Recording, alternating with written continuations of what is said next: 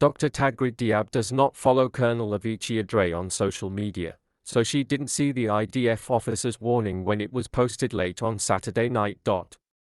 But her daughter did, and she forwarded it to her mother with an urgent question. Is this your clinic? Col Adre, the IDF's Arabic-speaking spokesman, sometimes posts evacuation warnings on social media ahead of an Israeli airstrike in Lebanon. The posts contain an aerial image with the target building highlighted in red. Dr. Diab, a 57-year-old gynecologist who provides care to hundreds of women in the Beirut suburb of Dahi, studied the image her daughter had sent. It did not take long for her to recognize the apartment building directly next door to her clinic, shaded by an ominous red square.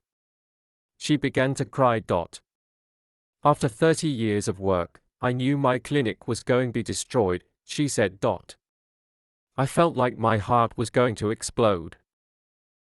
The Israeli airstrike that followed was one of roughly 30 that pounded Dahi overnight, in the most intense bombing of the Lebanese capital since Israel began its recent escalation against the Iran-backed militant group Hezbollah last month. According to the Lebanese Ministry of Health, 23 people were killed and 93 wounded in the strikes on Saturday and overnight into Sunday. The IDF said in a statement it had conducted a series of targeted strikes on a number of weapons storage facilities in the area belonging to Hezbollah. Israel says it is targeting the militant group to allow its citizens to return to the north of the country, where they have come under intensified rocket fire from southern Lebanon over the past year. Hezbollah is the dominant force in Dahi, a collection of neighborhoods south of Beirut that has been heavily targeted during this recent escalation. It was in Dahi that a bunker-busting Israeli missile strike killed Hassan Nasrallah, the leader of Hezbollah, a little over a week ago, flattening 6 residential buildings in the process. And another similar strike reportedly killed Nasrallah's presumed successor, Hasham Safieddine, in the area on Thursday night, although this has not been confirmed. The once busy area is now largely devoid of life. Israeli drones can be easily heard buzzing overhead in the quiet left by the recent exodus of the suburb's nearly 500,000 residents. By the time the BBC arrived at the site of Dr. Diab's clinic on Sunday morning, the target building had vanished and been replaced by a smoking crater 9 meters, 30 feet, deep, filled with twisted metal and mangled family possessions.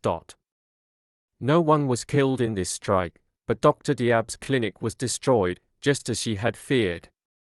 She had decided to suspend services a few days earlier. When they started to hit everywhere, she said. The destruction of the clinic was a disaster, she added. Women from all over Dahi and beyond depend on this clinic. Before the bombing, we were seeing 50 patients every day. That service would likely now be out of commission for a very long time, she said, because the premises and medical equipment was likely all destroyed and was all uninsured. One floor below Dr. Diab's clinic, Shakib Saleh's lighting shop was also destroyed by the blast, and his ornate lighting hung blackened and charred. All of my stock has been smashed or burned. It is a huge, huge loss, said Saleh, 73. It took me years to rebuild after a bomb hit my warehouse during the Israeli invasion of 1982. Now I am here again. Video footage posted on social media over the weekend showed widespread and significant destruction in Dahi, with multi-story buildings reduced to rubble. A senior member of staff at the Al Rasul Al Azam Hospital, one of the few remaining emergency healthcare facilities in Dahi, which sits just 150 meters from Dr. Diab's destroyed clinic, told the BBC that the hospital had reverberated with nearby strikes over the weekend. The member of staff, who spoke on condition of anonymity to describe the situation at the hospital, said that it was operating at a severely limited capacity and had been receiving seriously wounded patients from strikes, including people with traumatic head and chest injuries. Airstrikes on the Dahi area continued into the day on Sunday, and appeared to be intensifying ahead of an expected retaliation by Israel against Iran in the coming days. Dr. Diab's voice caught in her throat when she described the neighborhood around her clinic before the bombing began. This area was always busy: schools, shops, clinics. There was traffic, people walking, life everywhere, she said. She opened her clinic with the dream that her daughters would one day work there with her.